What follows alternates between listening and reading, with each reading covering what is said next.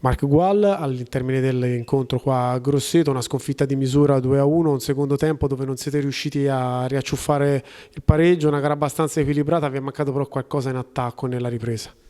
Sì, sappiamo che Grosseto, soprattutto in casa, è una squadra molto forte, gioca suo gioco in difesa chiuso avanti il suo portiere e sfrutta il contropiede, no? Per noi ha fatto lottare fino alla fine, è mancato qualcosa, ha avuto un po' di fretta di fare il pareggio che portava avanti, però penso che la squadra ha lottato fino alla fine, con quello ci rimaniamo e si continua a lavorare perché dobbiamo farlo meglio.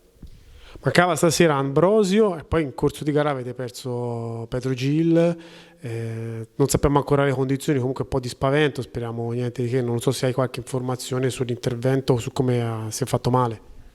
No, si è fatto male, si è caduto in terra con la testa, ha battuto in terra la testa e si è fatto abbastanza male, sei all'ospedale, speriamo che non sia niente di che, e domani può essere con noi per continuare a lavorare e continuare questo. Sì, ho mancato due giocatori, però siamo il forte siano giocatori anche del settore giovanile o dalla due che rinforzano con noi, hanno giocato, che stanno lavorando tanto con noi.